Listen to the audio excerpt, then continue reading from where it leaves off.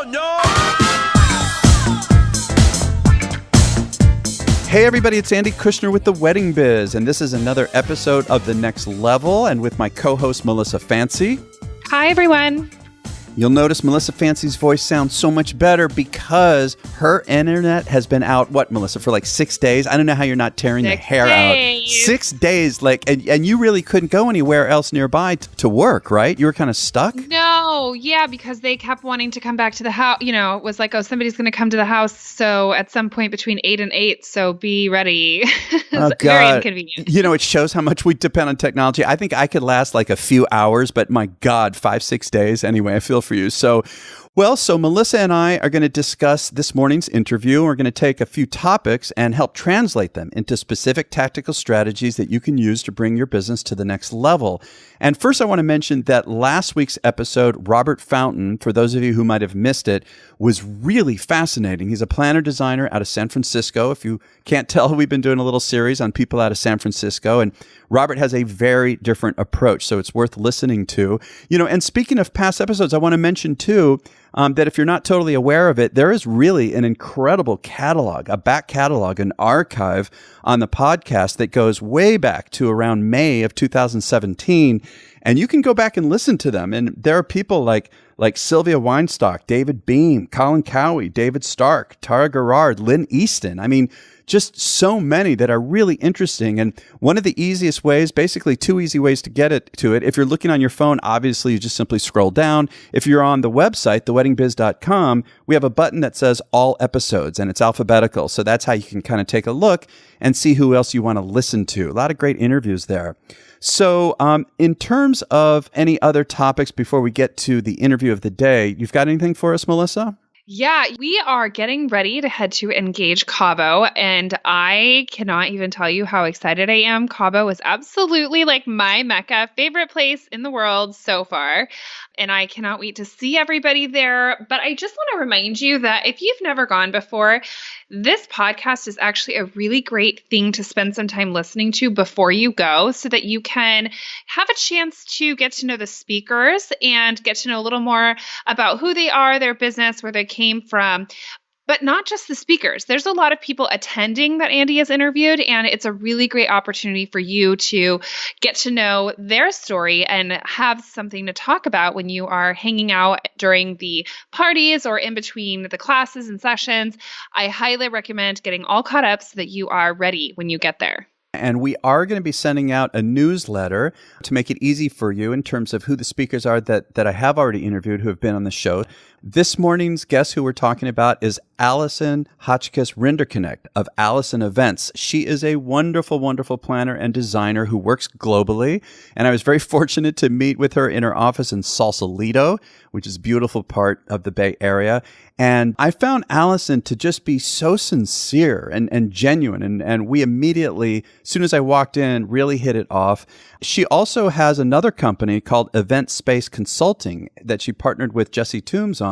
And you're going to hear more about that company in the interview if you want to go back and listen to it. And I do urge you to listen to her interview. Alison had some really wonderful inspirations and tips, more than we're going to talk about on today's show. When I listened to her interview, I was 100% blown away because so many things that she says, I can completely vibe with. And I actually run my business very similarly to her. And a lot of like the way that I run my day is very similar to her, minus the baths with the darling little daughter, because I don't have a daughter. That's right. But I really love everything that she stands for and the way that she speaks. It was almost like listening to a friend speak, which I loved.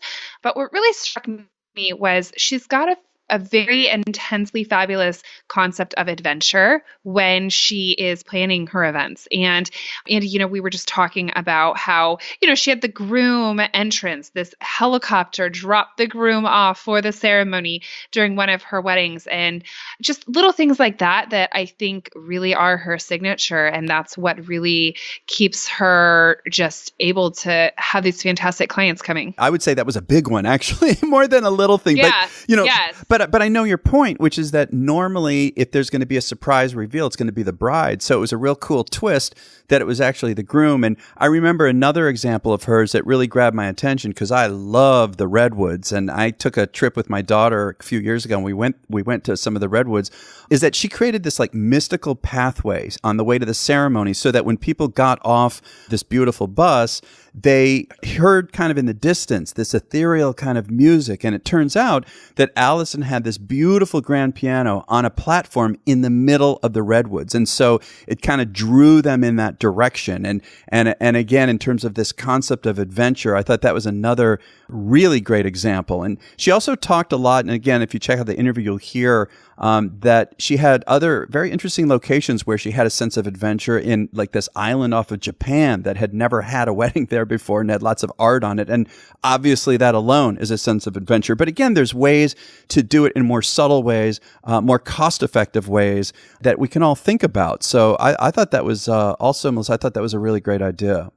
When she talks about, the different locations that are just totally far away and fabulous, and then when she talks about, a wedding here in Tahoe, none of those things seem to be like cookie cutter for her. She was very clear that, if she's doing kind of the same type of events or weddings or styles of parties, she gets really bored. And I think that fuels this awesome concept of adventure that she brings into her events. She also talked in terms of another topic that grabbed my attention was how she learned when she was young a lot about multitasking, and she tends not to get overwhelmed by it. But we got a little deeper into that because I think that is something that we all struggle with. I certainly at times feel very overwhelmed. And, we've talked a lot on the show about the need to really just stay calm and not wear it on your sleeve, not only for yourself, to be able to make better decisions, but obviously for your team, certainly for the client.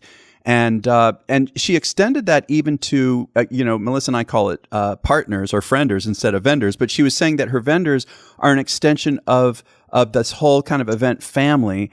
And so to help not get overwhelmed and to keep the quality up throughout all her work, she takes a limited number of events, and she wants to make sure that she's setting things up at the party such that her vendors or partners are also in a place where they don't get too overwhelmed. That is so much power right there. When you can structure your business in a space that, your staff and all of the people that you hire to work on an event with you are able to give 100%, not only are their clients happier, but it's much more sustainable. You're not exhausting everyone's resources to the point that they're like a one and done. This is obviously, by somebody who is a very successful business person, and her formula works really well, and it's worked for a long time. But I love that she's also so upfront with her clients about how she works. I also do that when I, book somebody right away. I'm like, look, this is how this is going to go. You can email me all you want, but you will get responses from me between X time and X time. And it works really well just to be very upfront and clear about that stuff. I also have had friends that in the past that don't even tell their clients when they're going on vacation. And so then when they go on vacation, they're completely stressed out. But I've always subscribed to the idea that you need to be, honest with them and create those boundaries and uphold them. And she does that. And I love that. Yeah, I want to really reiterate that. I think that is important. How right in the very initial meeting, she does talk about that, what you're saying, about setting up these boundaries and what her availability is, which also extends to the partners, because since she's in a sense managing the whole team, if she can set what those boundaries are, it's going to help everybody in the end so that the client is not expecting, through Alison, hey, I got an issue about lighting and da-da-da, and I want to get this settled today. I mean, it's really good. And that helps her to determine who is she going to work with. And it's interesting. One of the threads that ties together, and we're talking about whether it's photographers, cake designers, makeup artists, planners, designers, everyone that I've been having on this show, a lot of the high-end people or rather who have been around for a long time, really seasoned, they talk about how they want a client who's the right fit. And so that is the big reason that Alison brings it up right up front. She wants to make sure that the client she's sitting in front of, that if they are going to go ahead and decide to work together for the better part of a year, that they understand how much that balance it really is important to her. Absolutely. I completely agree. And, I always tell my frienders, I want us to all, be very on top of it with the client. But just remember, you're not an emergency room doctor. You don't need to be responding to emails at midnight or 1 a.m. Like, I want you to sleep. Please be with your families, And also for herself, in terms of that, she talks about, because we got into that, I said, well, how do you personally, I understand in the business and the way you set it up, but what do you do for yourself, just personally? And she said that yoga is a big part of her life, and she really makes a lot of time for it. I mean, you know how, again, we're all very stretched, and once in a while we may skip something like that, and she is really on it. She keeps her appointments to take care of herself. Another strategy for her is to actually plan her week so that there are moments of calm. I mean, that really was fascinating to me. Like in the middle of the workday, she builds it in to take a nature walk. She blocks it off her calendar, takes a nature walk. It kind of rebalances her. She has a lot of fun. She plans a lot of time with friends and family to, again, bring that focus to maintaining calmness. And yeah, that was funny what you said earlier, Melissa, about her taking this morning bath. She said it was like a 45-minute routine every morning with her daughter in terms of taking a bath. And it's this beautiful tub. She showed me it outside in the back in this kind of private garden. And so she can start the day with this sense of calmness. I loved that idea. I love that so much. And, she talks a lot about her process entirely during this interview. And I don't want to re-say everything she said. So I want you listening to please go really pay attention to not just her process during the day and at home, but her process working with the clients and finding their story. And I think what she does when she takes these wonderful nature walks is actually, that's where she's getting inspired. I think that's why it's so important for her, because she's processing everything when she does that. And I think that's where a lot of her inspiration comes from. I just want to take a moment and say, wouldn't we all like to have more exposure in our markets? I mean, certainly our own handling of social media and various other tools are ways that we do gain more presence. Though, what if you could have professional outside help that you could depend on to really get you the results that you need? And I know we all are happy to get much more presence. Well, I want to tell you about our sponsor of today, OFD Consulting. They are an award-winning publicity agency that focuses on the wedding industry, and their client portfolio ranges from top-tier planners and venues to well-regarded national brands and industry thought leaders. And OFD Consulting has placed clients in a slew of popular online and offline publications, including the New York Times, Martha Stewart Weddings, Style Me Pretty, many others. And they also have a service that's dedicated entirely to B2B press for those looking to elevate their brand reputation among peers through online mentions, guest articles, podcasts, and speaking engagements. So if you are a small business and you want to get your name out there, get more exposure for your brand, get your message out there, and you want to just dip your toes in the PR waters, check out the OFD Collective, which is a 3-star membership with robust educational and coaching opportunities, along with ongoing press leads. So definitely check out ofdconsulting.com. Again, that's ofdconsulting.com.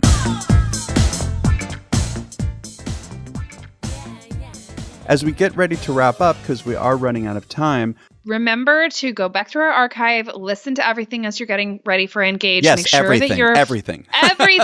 Everything. No, it actually really is amazing. A lot of people, Alison's a great example. If you had listened to this episode right before going and ran into her, you could say, oh my gosh, I just adore your fun routine with your daughter. Now you have a talking point, so I really suggest listening. But beyond that, we really want more subscribers. We want to make sure you listening are subscribed, and we also want you to share this with any and all of your friends that will benefit from it. That's right. And one of the advantages of subscribing, of course, it's free, is that you can get notifications. It's all automatically either downloaded or simply you're made aware of it on your phone or wherever you listen to podcasts. I want to talk about next week, which is really going to be interesting. Because it's Thanksgiving week, we wanted to release something that's a little bit different, kind of a break from the normal. Because I'm thinking this is a time of year I really work hard to think about what am I grateful for and to express gratitude to friends and family. And so there's a special episode that we want to release, and it's about someone named Kimmy Werner. And it is such an inspiring story. It's really special. Melissa and I are, for the holiday week, we're going to take a break from the next level. However, listening to that episode, I promise you, stick with it. It's just like I got goosebumps from it. It's all about really not just being grateful for what you have, but it's an inspiring story. I'll just give a little bit of a tease. This is a major world-class athlete. I'll let you hear what it's about when you listen. It's very different. And she basically tells a story about how her passion is what got her into this, just like the rest of us with our art, our creativity. And it got to a point where it was no longer feeling like that in terms of competition. And so she made some very big changes. Again, I'm going to let you hear it, which led to a very difficult time for her. A lot of depression and losing all these, a lot of streams of income. And then what happened that turned it around and took it even further, that's the big surprise. So be sure to check in next week and listen to that. And before we go, Melissa, I want to say to you about feeling grateful.